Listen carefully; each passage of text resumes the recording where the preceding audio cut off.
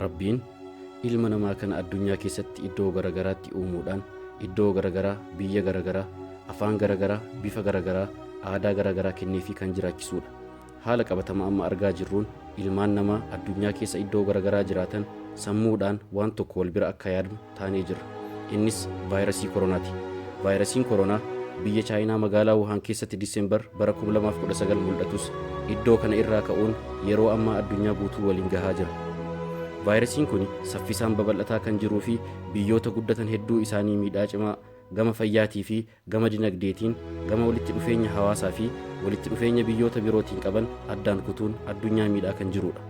Vaayirasiin kun biyyoota waan hundaan guddatte hedduu kanneen akka Chaayinaa, Itaalii, Ispeen, Iiraan, UK, Saudi Arabiyaa, Ameerikaa fi biyyoota lakkaa'anii hin dhumne hedduu isaanii sodaa cimaa keessa galchuu bira dabree lubbuu ilmaan namaa hedduu dabarsaa kan jirudha. Biyyoonni hedduun isaanii vaayirasii koronaa ofirraa ittisuu fi lubbuu lammiilee isaanii baraaruuf muddama cimaa keessa galaniiru. Biyya isaanii fi lammii isaanii baraaruuf walitti dhufeenya biyyoota biroo waliin qaban yeroodhaaf dhaabuudhaan lammiileen hundi hojii isaanii, barumsaa fi sochiilee garagaraa dhaabuun akka mana ofiitti hin baane godhanii jiru. Mootummaa irraa haga dhuunfaatti namni hundi dhibee koronaa qofa irratti xiyyeeffatee jira. Miidiyaan gurguddaan addunyaa kanneen akka BBC, CNN, Al Jazeera, CGTN fi kanneen biroos fuula gara dhibee kanaa deebisanii jiru.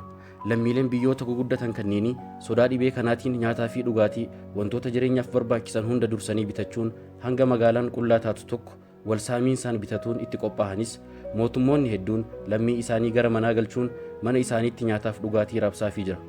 Lammiileen isaanis gara alaa bahuun akka vaayirasii kanaan hin saaxilamne seera garagaraa baasuu bira dabree tarkaanfiilee garagaraa fudhataa kan jiranis hedduudha. Hojjettoonni fayyaa hunduu lammii isaanii fi biyya ofii dhibee koronaa irraa baraaruuf ogummaa isaanii kabajuun aantummaa isaanii mul'isaa jiran. Ogeessonni hedduunis vaayirasii kanaaf saaxilamuun lammii isaanii baraaruuf jecha lubbuu isaanii itti wareeganii jiran. Vaayirasiin koronaa namoota bebbeekamoo addunyaa kanaas osoo hin hafne dhibee koronaatiif saaxilee jira.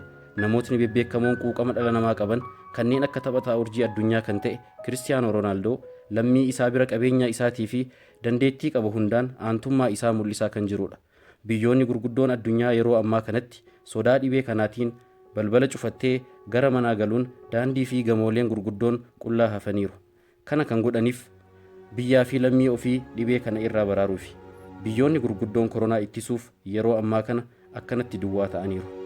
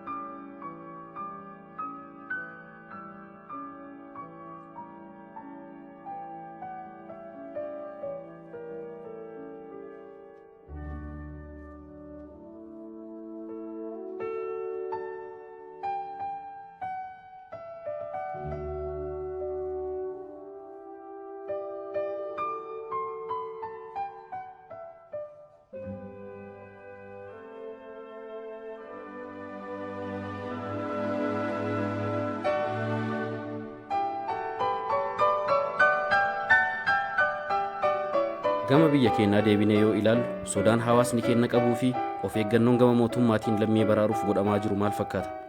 Lammii keenyaaf hubannoon fayyaa miidiyaalee biyya keessaatiin kennamaa jiru gahaadha. Manneen yaalaa fi ogeessi fayyaa qophiidha. Dhibee koronaatii fi biyya keenya ilaallatee sagantaa itti aanuun walitti deebina.